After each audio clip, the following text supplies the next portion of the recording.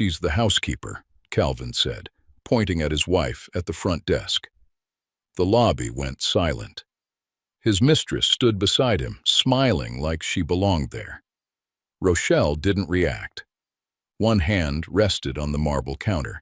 The other held a sealed envelope. She looked at him the way a woman looks at a mistake already made. Because behind that front desk wall, someone was already watching, and Calvin had no idea who. The Harrington Grand was not the kind of hotel where people raised their voices.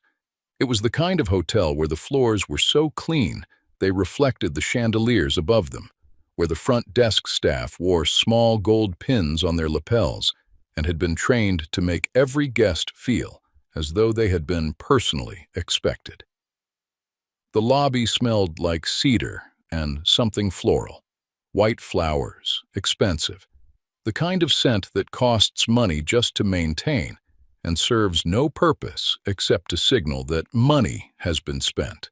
On a Friday evening, the space filled naturally, the way a good lobby does.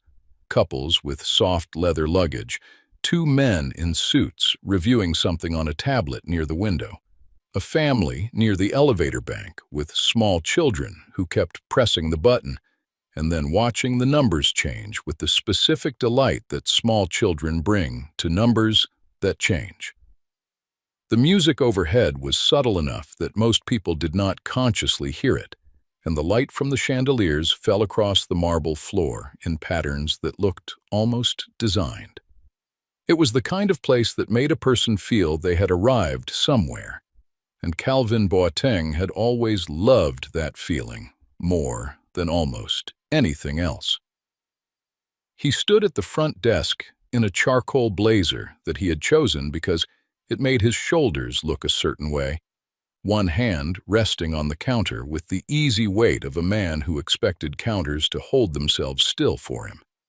His other hand rested at the small of Tanya's back, not gently, not privately, but with a deliberate visibility, the kind of touch that is performed as much as felt. Tanya Reeves wore a cream dress that ended just above the knee. She had selected it that afternoon with the same attention a person gives to a decision that will be observed. Her posture was the posture of a woman who had decided that this lobby was her lobby, that this evening was her evening, that the space beside Calvin Boateng was a space she had earned and intended to hold. Her chin was slightly elevated. Her eyes moved across the lobby slowly, the particular movement of eyes that want to be seen moving. And when they passed over the other guests, they carried the faint quality of assessment, the sizing up of a woman who has spent time being underestimated and has confused the resentment of that experience with authority. Rochelle stood 2 feet to Calvin's left. She had traveled in charcoal slacks and a fitted ivory blazer, her natural hair pinned back with the clean simplicity of a woman who does not use her appearance as a performance. She carried a structured handbag in dark leather over one shoulder. She was not dressed for a fight. She was not dressed to impress. She was dressed like a woman who had somewhere specific to be and had already decided, in private and at considerable length, exactly how she was going to get there. The young woman behind the front desk, her name tag read Brianna, had looked up from her screen with the bright, automatic smile of someone who greets 40 check-ins on a Friday night and has learned to make each one feel like the first. The smile had already begun to change, not disappear, but shift. The muscles around it were no longer doing the same work.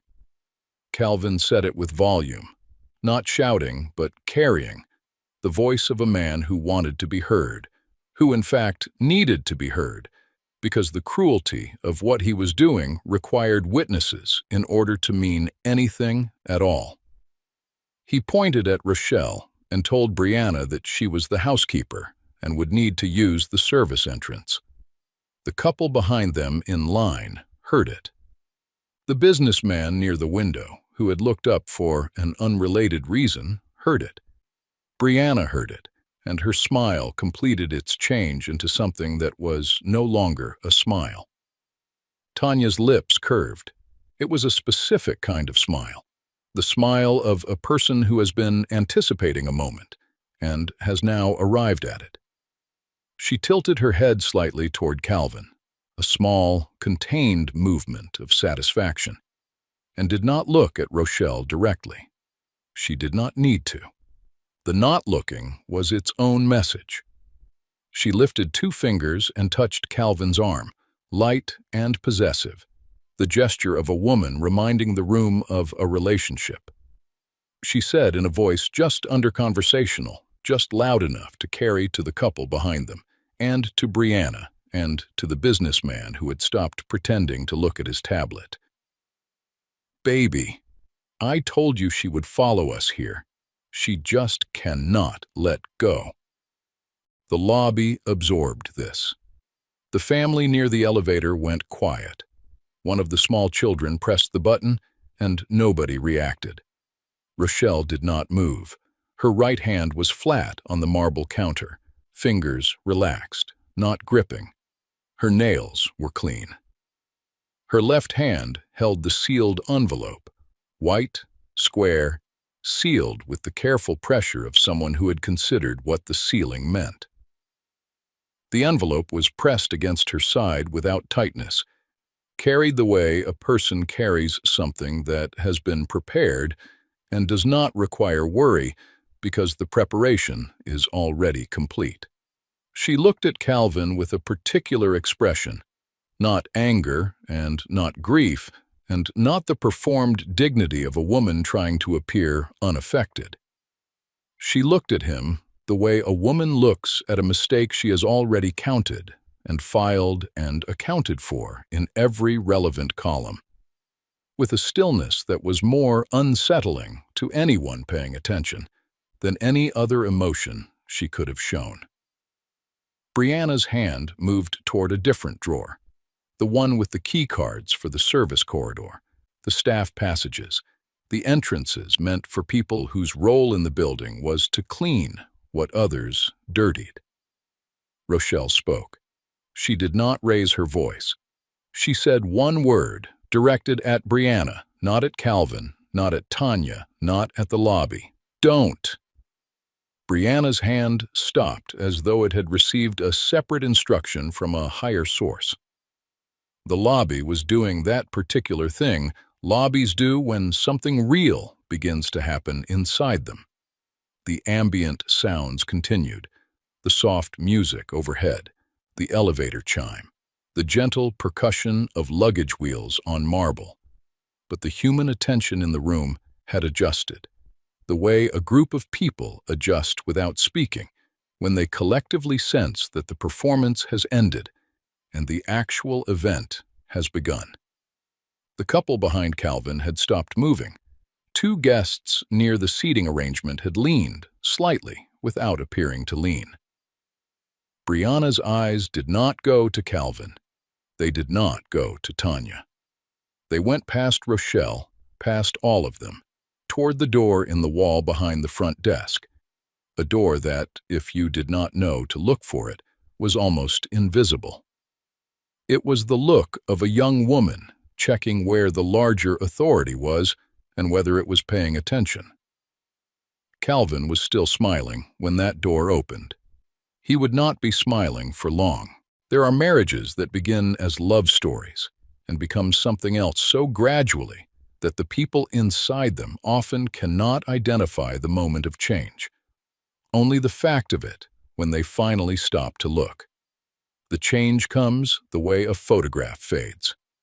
Not all at once, not in one dramatic exposure, but image by image, color by color, until the day you hold it to the light and realize you can barely recognize the faces.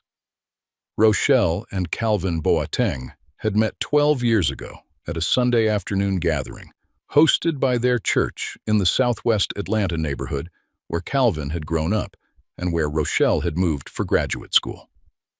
She was completing her final year of a business degree at a university that had admitted her on partial scholarship because Her academic record had made the decision straightforward. She was 26. She was careful with money and generous with time. She cooked well and laughed easily, and had the kind of intellectual precision that sometimes made people around her slightly uncomfortable because it was quieter than they expected and more consistent than they could match. Calvin was 29. He was managing a small logistics company, 4 trucks, 2 warehouses, and the specific, combustible confidence of a man who is one good contract away from becoming something real and who has structured his entire sense of self around that proximity. He had a warmth that was genuine and a charm that was partly genuine and partly learned, and at 29, he had not yet learned the difference, or perhaps had not yet needed to. He brought flowers on the 3rd date. He asked about her father on the 4th. He introduced her to his mother on the 5th, and his mother was guarded, but not unkind, and Calvin seemed proud in the way that men are proud when they believe they have done something well. They were married 14 months after the church gathering in a garden ceremony with 112 guests, and in the photographs from that afternoon, they are both genuinely laughing, their hands interlocked, their faces turned toward each other with the unselfconscious joy of people who believe they are at a beginning. Rochelle's father, Gerald, had helped Calvin more than Calvin had ever said out loud in any room where it could be counted. He had co-signed the equipment loan that expanded the logistics fleet from 4 trucks to 11.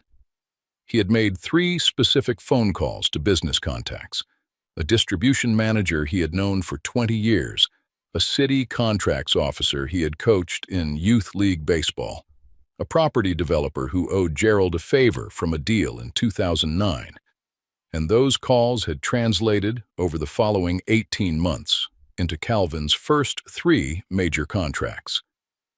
Gerald had done all of this quietly in the background, the way fathers do things for daughters they love without making the love conditional on acknowledgement. He had never asked to be thanked. He had never been thanked. And Calvin had told the story of his business success at every dinner and industry event and occasion that called for it, as a story of his own vision, his own risk, his own refusal to accept the limits other people accepted.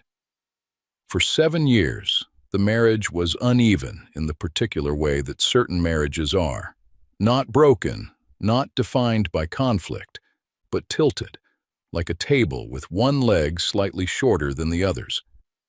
You learn to set your cup at a certain angle. You stop noticing the tilt because you have made all the small adjustments without being aware you are making them. Rochelle managed the household finances. She organized the annual tax filings. She handled insurance renewals and the quarterly estimates for the business during the 3-month stretch when Calvin's accountant was between assistants and Calvin had not yet found time to replace him.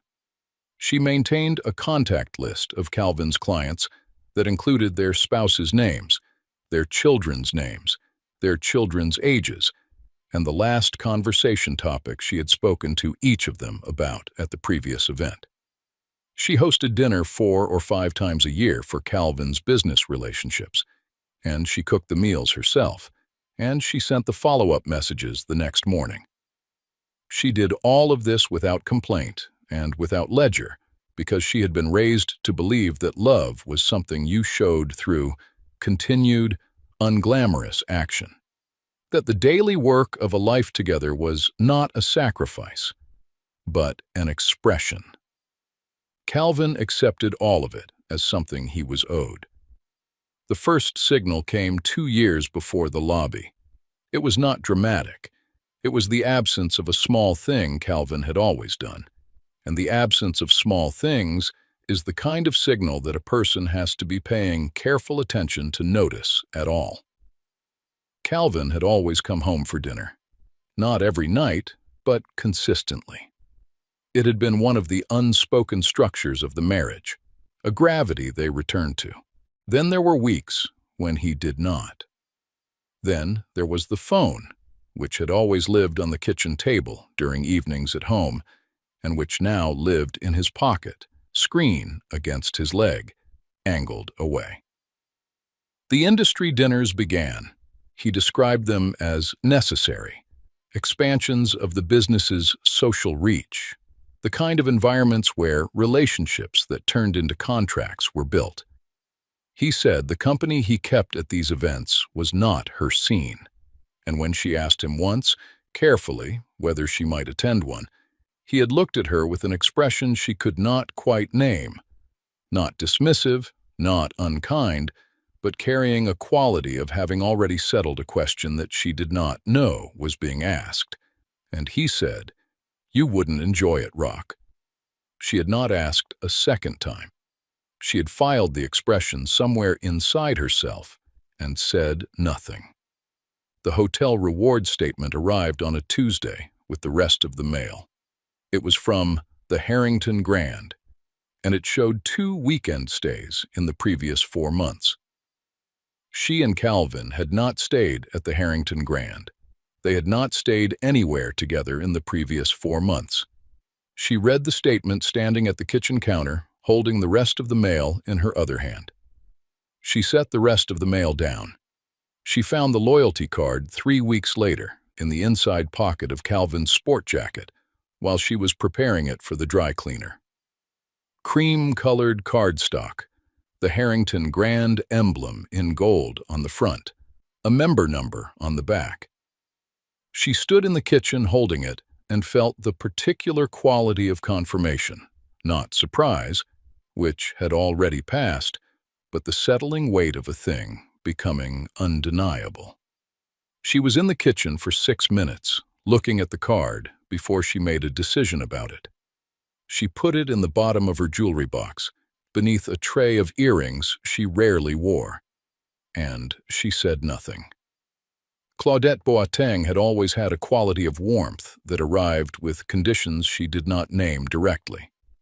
She was Calvin's older sister by 3 years, and she had treated Rochelle, across the 12 years of the marriage, with the particular difficulty of a woman who has decided that her brother belongs to her in a way that predates and outranks the claim of any wife. Not open hostility, not cruelty, but a warmth that was never quite full, a welcome that always carried a faint reservation, a way of including Rochelle in conversations that also managed to leave her slightly outside them. Over the previous year and a half, the calls had increased. Claudette called Calvin in the evenings with new frequency, and the calls ended quickly when Rochelle entered the room. Calvin's voice dropping to a low register, the phone shifting in his hand, his body turning a few degrees. Rochelle noticed this pattern the way she noticed all patterns, without reacting, without naming it out loud, filing it somewhere inside herself in the section she kept for things that were accumulating. Some women cry when they first see the truth. Rochelle took notes. It was a Thursday night in March, 11:30, when Rochelle found the second phone. Calvin was in Dallas, or described himself as being in Dallas, for what he had called a supply chain conference. Rochelle had gone into his home office to find a charger. Hers had stopped holding a connection, and she knew Calvin kept spares in his desk drawer. The charger was not in the desk drawer. What was in the desk drawer, beneath a manila folder that contained nothing of substance, was a second phone. It was a basic model, black, the kind purchased without a contract at a chain electronics store, the kind with no particular brand loyalty and no particular reason to exist unless there was a particular reason for it to exist.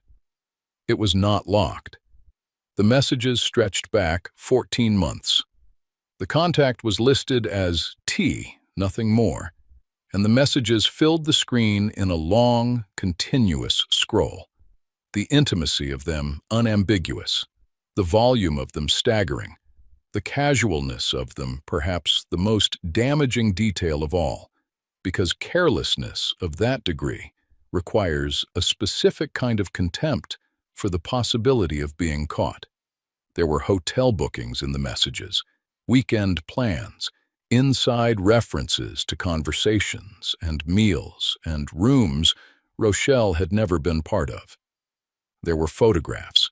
There was a photograph from a hotel room she recognized immediately. The particular angle of the window, the way the curtains gathered at the base, a detail in the ceiling light fixture she had noticed once when she and Calvin had stayed there 3 years ago. The Harrington Grand. Tanya had sent the photograph with the caption, "Our place." Calvin had replied with a heart. He had never, in 14 months of messages, used one word in Rochelle's defense. Tanya had referred to her as that housekeeping woman you're stuck with, and Calvin had laughed, replied with an emoji, kept the thread going. He had referred to the marriage as the situation twice, once as dead weight. The accumulation of this, read in sequence on a phone that smelled faintly of another person's cologne, had a specific and terrible weight to it. Not just the betrayal itself, but the portrait it constructed. A man who had looked at the woman who had built his life beside him and had found, in private, that she was nothing more than an inconvenience he had not yet gotten around to addressing. Rochelle did not cry. She photographed every screen methodically, every thread, every date, moving through the messages with the focused steadiness of a person completing a task that requires precision.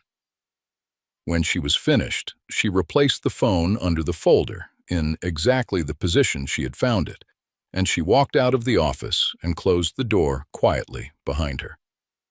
She went to the kitchen. She filled the kettle and set it on the stove and stood at the window while the water heated, looking at the street below.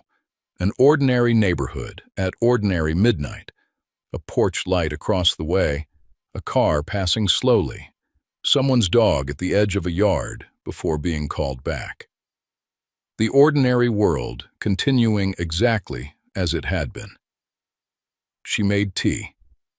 She sat down at the kitchen table with her hands around the cup, and she felt the quiet of the house pressing in from all sides, the specific quiet of a space that contains 12 years of shared life, and now also contains the knowledge that half of those 12 years were a performance. She opened her laptop. She began to type. The second wound arrived 3 days later from a direction she had suspected but had not confirmed. She asked Claudette to meet for coffee without explaining why, and Claudette agreed with the particular brightness of a woman who has something to feel guilty about and has decided that agreeableness is its own kind of protection. They met at a small place near Claudette's neighborhood, and when Rochelle sat down across from her, she watched Claudette arrange herself, her cup, her phone face down, her bag placed precisely, with the visible energy of a woman performing comfort she was not feeling. Rochelle waited until the coffee arrived. Then she asked, simply and directly, looking at Claudette without blinking, how long had she known about Tanya? Claudette's face changed in the way that faces change when a question removes every available exit simultaneously. The change lasted only a second before the recovery began, the face settling into a new arrangement, the words starting slowly and then coming faster, moving through defensiveness and then minimization, and then a brief, circling pass at something resembling apology before landing, finally, on justification. She had been protecting her brother. She had not felt it was her place to involve herself in his private affairs. She had not wanted to cause pain. She had thought it would resolve on its own. Rochelle listened to every word. She let Claudette finish entirely. She did not interrupt once. Then she picked up her bag, left her coffee untouched, and walked out of the coffee shop without saying a word in response. She had already seen the message on the second phone. Claudette's number, 11 months earlier. She'll never figure it out. Just keep her busy with the house stuff. That's all she's good for anyway. Calvin had replied with a single thumbs-up emoji, casual as a weather update. Betrayal from a husband wounds the heart. Betrayal from a woman who had sat at her Thanksgiving table for 12 years, who had accepted her hospitality and her cooking and her careful effort at family, that wounded something deeper in a part of Rochelle that did not have a clean name. She sat with that wound for 2 days. She did not perform her processing. She did not call anyone. She simply felt the full weight of it in private, and then she set it down, and she went back to the laptop, and she continued building. Adrienne Shaw's law office occupied the 6th floor of a building downtown, with floor-to-ceiling windows on the east side that filled the space with morning light. And Adrienne Shaw herself was the kind of attorney who made you feel, from the moment you sat down across from her, that every document you had ever signed in your life had been recorded somewhere, and she had already read it. She was precise in the way that people are precise when their precision has been practiced long enough to become effortless, and she had the quality of someone who has heard a great many terrible things and has not allowed any of them to make her cruel. Rochelle arrived on a Tuesday morning. She placed a folder on the desk, 2 inches thick, organized by category, each section separated by a labeled tab. Photographs of the phone messages, the hotel rewards statements, the loyalty card from the Harrington Grand, cream-colored with the gold emblem, 3 years of joint business account records with the irregular transfers highlighted in yellow, each one dated, each one traced to the receiving account. A printed timeline she had constructed herself at the kitchen table across 2 nights, annotating every financial movement against the hotel booking records and the message dates so that the pattern was visible at a glance to anyone who looked. Adrienne Shaw looked at the folder for a long moment. Then she looked at Rochelle. "Most of my clients come in crying," she said. Rochelle said, "I cried already. That part is done." The financial picture was specific and damaging. Calvin had been moving money from the joint business account, the logistics company that her father had helped build through 3 phone calls and a co-signed loan, the company that bore Calvin's name alone because Rochelle had trusted that marriage made ownership irrelevant, into a private account she had not known existed. The transfers were not enormous individually. They were consistent. They spanned 14 months. The pattern matched the messages precisely enough that the correspondence was not coincidental.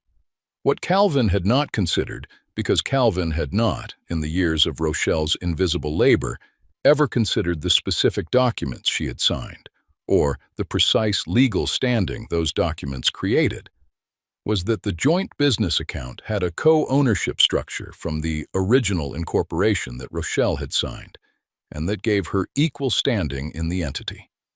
He had assumed she had either forgotten or never understood it. He had been wrong on both counts. Adrienne noted this. She made a small mark in her own folder and said they would need to move carefully and quickly, and she outlined the steps. Rochelle nodded at each one. She asked 2 clarifying questions. She was not afraid. She had already been through the fear in private at a kitchen table at midnight, and she had come out the other side of it into something harder and quieter and more useful. She made 1 call from the car on her way home. Derek Osei answered on the 2nd ring.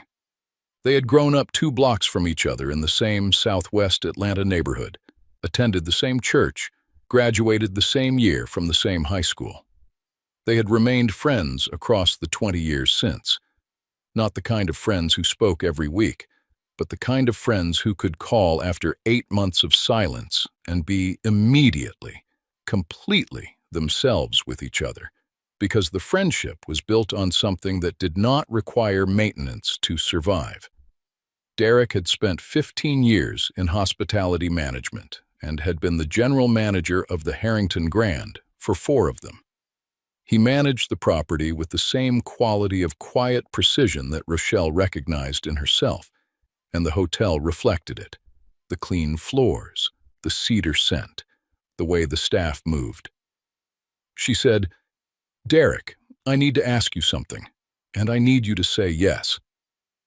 There was a pause on the line, not of hesitation, but of attention, the pause of a person who is listening with their full mind. Then he said, "Okay, Rock, tell me." The call lasted 11 minutes. She did not tell him everything. She told him enough. She told him about the loyalty card, about the account, about the reservation she expected Calvin would make at the Harrington Grand, and when and why it would be made on a specific joint account that Adrian Shaw's office intended to flag through a business account monitoring request. She told him what she needed him to do when it happened, and where she needed him to be. He said yes. One afternoon that week, she drove to the Harrington Grand alone. She entered through the main lobby entrance, walked through the cedar-scented air, past the front desk, past the seating arrangement, past the 2 men with the tablet. She knew where Derek's office was, behind the front desk wall, the door almost flush with the surface, designed to be invisible unless you knew the exact seam to look for. She stood in the lobby for a few minutes. She noted the counter where she would stand when the time came. She noted the placement of the service corridor keycard drawer. She noted where Brianna, or someone like her, would be positioned. Then she walked out. That evening, she prepared the envelope.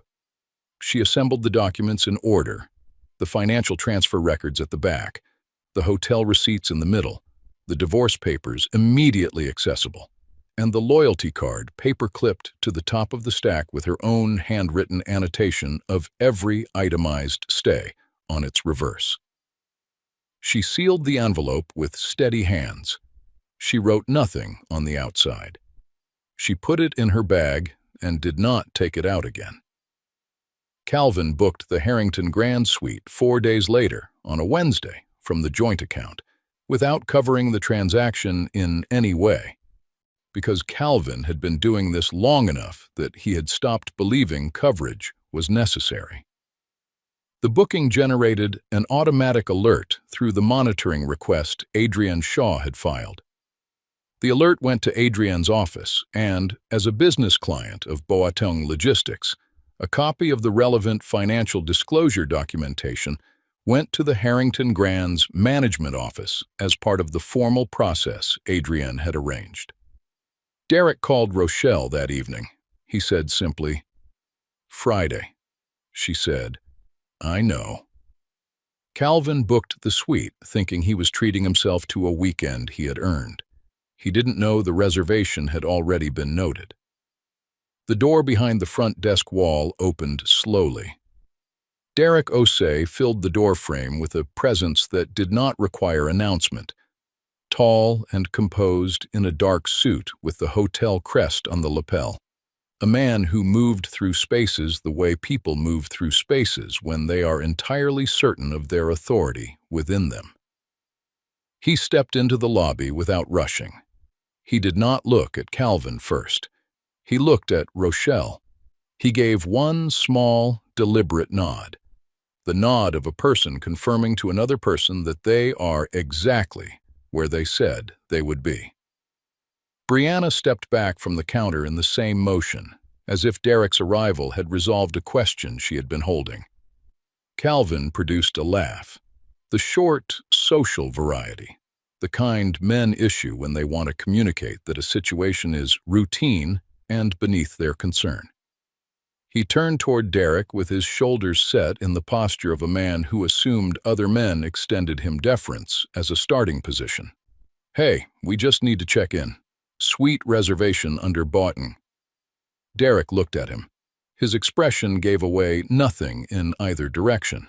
Not hostility, not warmth, nothing that Calvin could read as an invitation to negotiate. "Mr. Boateng." A pause, timed with precision. I'm aware of your reservation. Another pause. I'm also aware of several other things. The lobby had not gone silent.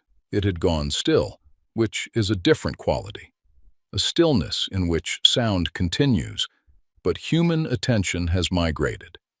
The way attention migrates in a room when the thing that was ambient suddenly requires interpretation. The couple behind Calvin in the check-in line had stopped moving entirely. The two men who had been at the seating arrangement with the tablet were both looking in the direction of the front desk. The front desk clerk at the adjacent computer had stepped half a pace to the side, as if creating distance from something he could feel, but not yet see. Tanya's smirk left her face.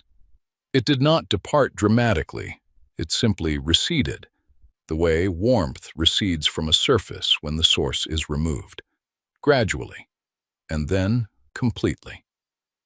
She shifted her weight from one foot to the other, an unconscious adjustment, and her hand, which had been resting with possession on Calvin's arm, withdrew to her own side. Calvin looked at Rochelle.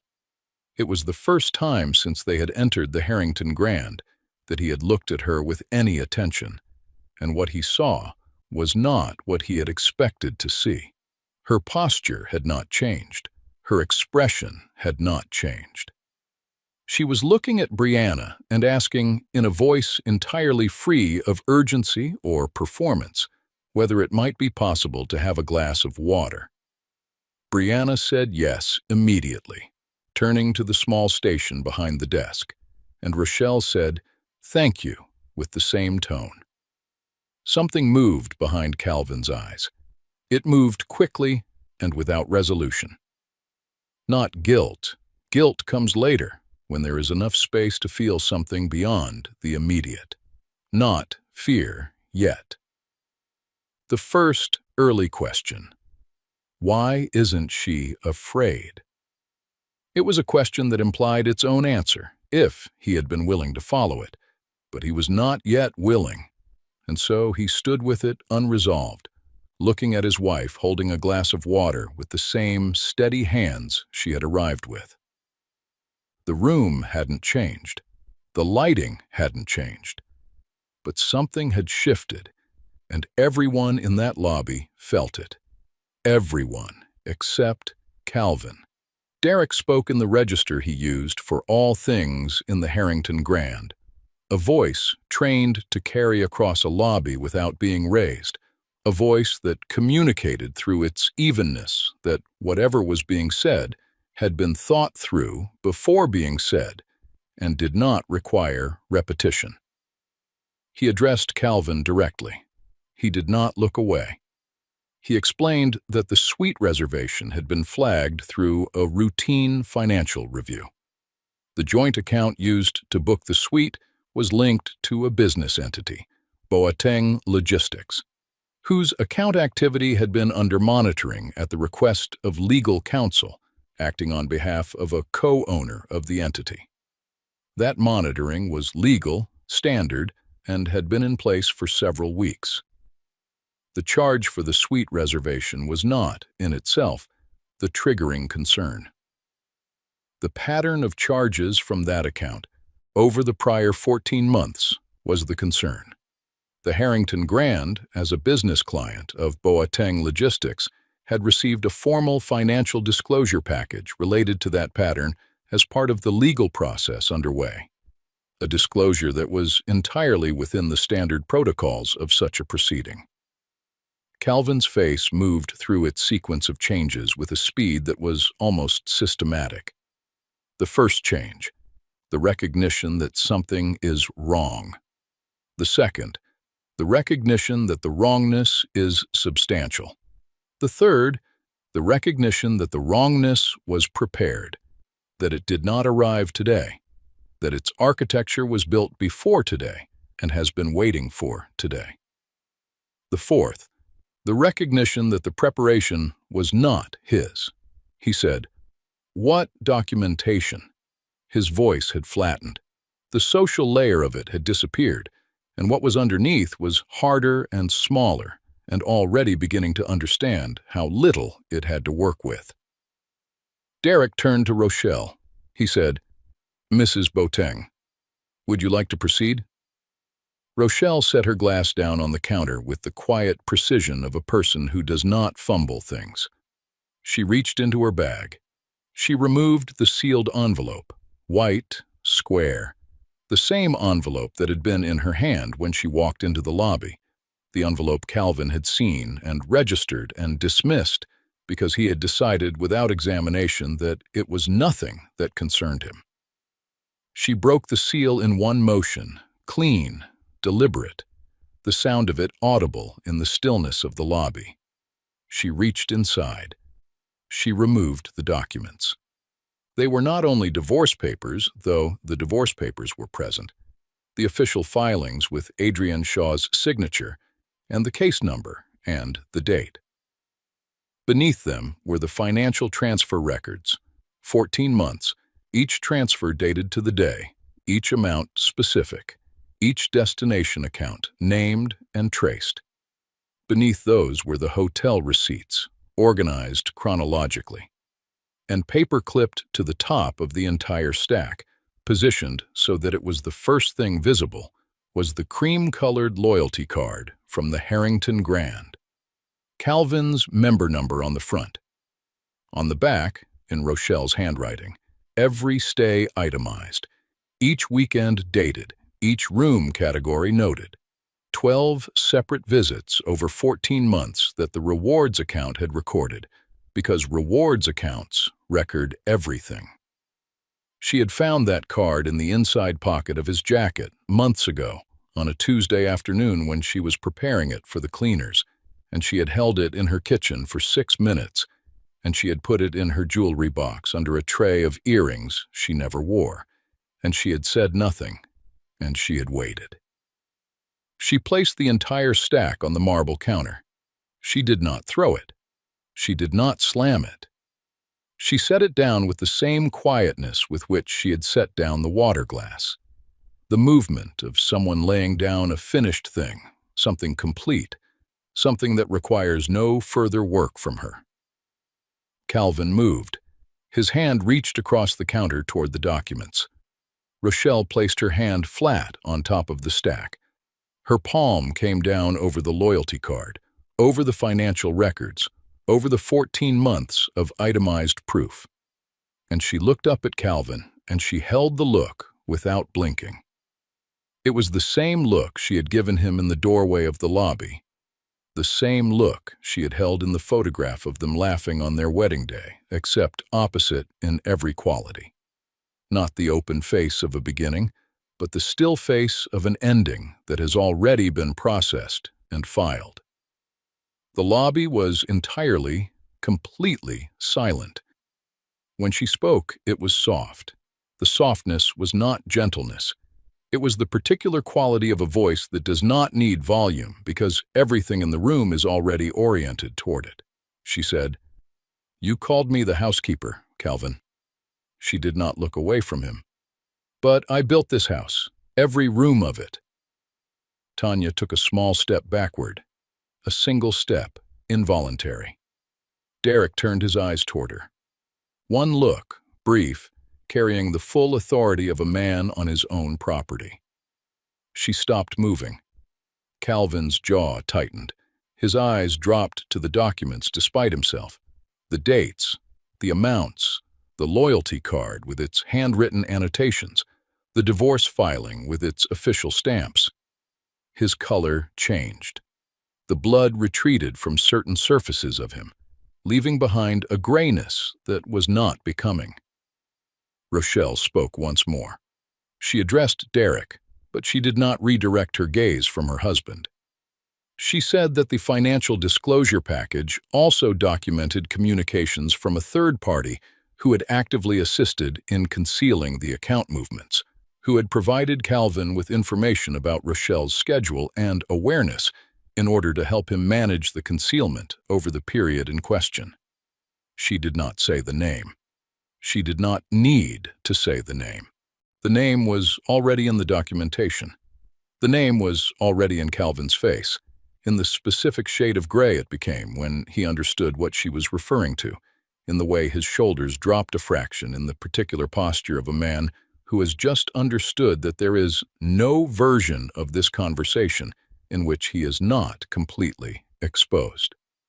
Two guests near the seating area had drifted several steps closer to the front desk without appearing to have done so intentionally. The elevator opened, and the family with the small children stepped out. One of the children pointed at something on the ceiling. Nobody else looked at the ceiling. The marble lobby of the Harrington Grand had seen 1,000 check-ins. It had never seen a woman check out of a marriage with that much grace. The board meeting for Boateng Logistics was scheduled for a Monday morning 8 days after the Harrington Grand. It had been called with the formal language of a meeting that has been arranged by people who have already decided what will occur in it. The notice sent with 2 fewer days than standard, the agenda spare and precise, the location the small conference room rather than the main one. Calvin arrived in the charcoal blazer. He sat at the head of the table from habit, and because no one had told him not to. 3 of the 5 board members, 2 of whom had received the financial disclosure package from Adrian Shaw's office and had had 11 days to review it, did not sit down. They stood near the window and spoke with the measured, formal register of people who have done something difficult before and understand that formality is a form of mercy. The words fiduciary responsibility appeared. The phrase material misappropriation appeared. The phrase operational authority suspended pending investigation appeared with finality, and when it landed on the table between them, the room held it for a moment before anyone spoke again. Calvin said several things during that meeting. None of them mattered to the outcome, because the outcome had been arranged before anyone sat down, and the people arranging it had access to the same documents Adrian Shaw had filed, and those documents were specific. The withdrawal of his professional network happened in the way that such withdrawals always happen. Not all at once, not with announcement, but through accumulation. The industry dinners stopped sending invitations. The first one he noticed, the second one confirmed it. After the third, he stopped checking. 2 vendors he had worked with for 6 years found reasons: supply chain realignments, internal restructuring, timing that didn't suit the current quarter, to renegotiate or delay. A man Calvin had called a friend for 15 years, a man he had attended 3 weddings with and stood beside at one of them, did not return the first phone call, or the second, or the third, and on the 4th attempt sent a text message that said he was tied up for the foreseeable future and would reach out when things opened up. Things did not open up. Tanya Reeves checked out of the Harrington Grand on a Saturday morning alone with 2 pieces of luggage that she moved through the lobby with the purposeful efficiency of a woman who has recalibrated her priorities and found that this particular location no longer serves them. There was no suite. The suite reservation had been canceled through the financial monitoring process, the joint account flagged, the charge reversed. There was no Calvin in the charcoal blazer to hold a door, or rest a hand on her back, or perform the rituals of arrival that had made the lobby feel, the previous week, like a stage she was performing on. Brianna was at the front desk when Tanya left. Brianna did not look up from her screen.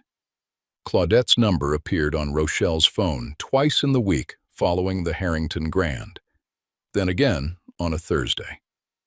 On Saturday, a long text message arrived. Rochelle read it once, standing in the kitchen, the morning sun coming through the window above the sink. The message moved through apology and self-justification in the way of messages from people who are sorrier about their consequences than their actions.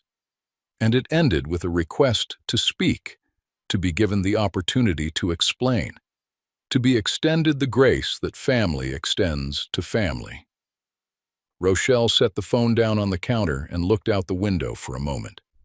Then she went and made coffee. She did not reply. She had nothing left to say to Claudette. The decision was not made in anger. Anger would have required ongoing investment in Claudette's significance, and Rochelle had closed that account. The decision was made in the calm arithmetic of a woman who had measured the relationship honestly against the evidence and arrived at a number. Calvin came to the house on a Wednesday evening. He drove up after 7 when the light was going, and Adrienne Shaw's car was already in the driveway. He parked at the angle of someone who had arrived before him and intended to still be there when he left. Rochelle had known he would come, and she had asked Adrienne to be present, and Adrienne had arrived at 6:30 with a legal pad and 2 pens. Calvin sat in his car for a few minutes. The front porch light came on automatically as the evening deepened. He looked at the house, his house, or the house that bore his name, or the house that Rochelle had organized and maintained and made functional for 12 years, and he sat with whatever he was sitting with. Then he put the car in reverse and backed out of the driveway and drove away. He hadn't lost everything because of Rochelle. He had lost everything because of Calvin. She just stopped standing in the way of it. 6 months later, the sun came through the east-facing windows of the second-floor office on Peachtree Drive at that specific morning angle, the golden hour angle that makes the dust in the air visible and makes the light itself look like something with physical weight. The office was not large. It had been selected because of the windows and the location, and because the rent was manageable for the first year of a new venture if the venture was planned carefully, which Rochelle had. 2 rooms and a reception area, and a glass door at the entrance to the corridor. And on that glass door, in clean block letters that she had chosen herself from a catalog of fonts and had looked at for a long time before deciding, Rochelle Boateng Business Advisors. She sat at her desk with a cup of tea that had cooled to the temperature she preferred. She did not like tea at the temperature it was poured, only at the temperature it arrived at if you left it alone for 11 minutes, a preference she had maintained since graduate school. The morning was quiet in the particular way she had been learning over these 6 months to value, not the quiet of a house where something was absent, where the absence was itself a presence, but the quiet of a space that was entirely and only what it was meant to be. On the desk beside her keyboard, a framed photograph. Her and Derek at the signing of her business license. Both of them mid-laugh, her right hand in the air, the way you raise a hand when something has just struck you as genuinely funny.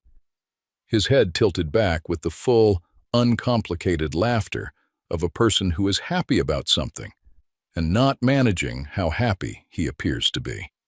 2 people from the same block in southwest Atlanta who had taken very different roads and arrived, somehow, at the same intersection at a moment when it mattered.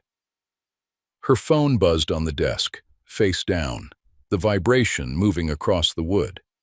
She turned it over. The message was from Adrienne Shaw. It read, "Final divorce settlement approved and filed. Effective as of this morning." She read it once. She set the phone face down again. She looked out the window at Peachtree Drive, the mid-morning traffic, a woman crossing at the corner with a coffee and a bag, a delivery truck double-parked 2 businesses down, a man on a bicycle navigating the gap. The ordinary world in its ordinary motion, entirely indifferent to what had just been finalized, and beautiful for it. She picked up her tea. She exhaled, long even, the kind of breath a person takes when they have been carrying something at a certain altitude for a long time and have finally found a place to set it down. On the far corner of her desk, not hidden, not displayed prominently, just resting there the way an ordinary object rests when it belongs to a space. the cream-colored Harrington Grand loyalty card. Calvin's member number on the front, her handwriting on the back. She had not thrown it away in all these months, and she had considered, more than once, whether keeping it was a form of wound tending she should examine. She had concluded that it was not. It was not a wound anymore. It was a coordinate, the marker of a night that had changed the geography of her life, and she kept it the way a navigator keeps a chart of waters already crossed, not to return, but to remember that she had found her way through. She did not see Calvin when he drove past. He came down Peachtree Drive sometime around 9:30 on his way to whatever the day held for him now, the charcoal blazer no longer carrying quite the same authority it had once carried, and he slowed when the lettering on the glass door of the second floor resolved into something readable from the street. Her name, clean block letters, his wife's name, his former wife's name, on the door of a business that had not existed 6 months ago and that was, by any measure he could apply, exactly what it appeared to be. He sat with it for a moment from behind the windshield. Whatever moved across his face in that moment was seen only by the empty passenger seat. Then he drove on. The name was already in the documentation. The name was already in Calvin's face, in the specific shade of gray it became when he understood what she was referring to, in the way his shoulders dropped a fraction in the particular posture of a man who has just understood that there is no version of this conversation in which he is not completely exposed. 2 guests near the seating area had drifted several steps closer to the front desk without appearing to have done so intentionally. The elevator opened, and the family with the small children stepped out. One of the children pointed at something on the ceiling. Nobody else looked at the ceiling. The marble lobby of the Harrington Grand had seen 1,000 check-ins. It had never seen a woman check out of a marriage with that much grace. The board meeting for Boateng Logistics was scheduled for a Monday morning 8 days after the Harrington Grand. It had been called with the formal language of a meeting that has been arranged by people who have already decided what will occur in it. The notice sent with 2 fewer days than standard, the agenda spare and precise, the location the small conference room rather than the main one. Calvin arrived in the charcoal blazer. He sat at the head of the table from habit, and because no one had told him not to. 3 of the 5 board members, 2 of whom had received the financial disclosure package from Adrian Shaw's office and had had 11 days to review it, did not sit down. They stood near the window and spoke with the measured, formal register of people who have done something difficult before and understand that formality is a form of mercy. The words fiduciary responsibility appeared. The phrase material misappropriation appeared. The phrase operational authority suspended pending investigation appeared with finality, and when it landed on the table between them, the room held it for a moment before anyone spoke again. Calvin said several things during that meeting. None of them mattered to the outcome, because the outcome had been arranged before anyone sat down, and the people arranging it had access to the same documents Adrian Shaw had filed, and those documents were specific. The withdrawal of his professional network happened in the way that such withdrawals always happen, not all at once, not with announcement, but through accumulation. The industry dinners stopped sending invitations. The first one he noticed, the second one confirmed it. After the third, he stopped checking. 2 vendors he had worked with for 6 years found reasons: supply chain realignments, internal restructuring, timing that didn't suit the current quarter, to renegotiate or delay. A man Calvin had called a friend for 15 years, a man he had attended 3 weddings with and stood beside at one of them, did not return the first phone call, or the second, or the third, and on the 4th attempt sent a text message that said he was tied up for the foreseeable future and would reach out when things opened up. Things did not open up. Tanya Reeves checked out of the Harrington Grand on a Saturday morning, alone, with 2 pieces of luggage that she moved through the lobby with the purposeful efficiency of a woman who has recalibrated her priorities and found that this particular location no longer serves them. There was no suite. The suite reservation had been canceled through the financial monitoring process, the joint account flagged, the charge reversed. There was no Calvin in the charcoal blazer to hold a door or rest a hand on her back or perform the rituals of arrival that had made the lobby feel, the previous week, like a stage she was performing on. Brianna was at the front desk when Tanya left. Brianna did not look up from her screen. Claudette's number appeared on Rochelle's phone twice in the week following the Harrington Grand, then again on a Thursday. On Saturday, a long text message arrived. Rochelle read it once, standing in the kitchen, the morning sun coming through the window above the sink. The message moved through apology and self-justification in the way of messages from people who are sorrier about their consequences than their actions. And it ended with a request to speak, to be given the opportunity to explain, to be extended the grace that family extends to family. Rochelle set the phone down on the counter and looked out the window for a moment. Then she went and made coffee. She did not reply. She had nothing left to say to Claudette. The decision was not made in anger. Anger would have required ongoing investment in Claudette's significance, and Rochelle had closed that account. The decision was made in the calm arithmetic of a woman who had measured the relationship honestly against the evidence and arrived at a number. Calvin came to the house on a Wednesday evening. He drove up after 7 when the light was going, and Adrienne Shaw's car was already in the driveway.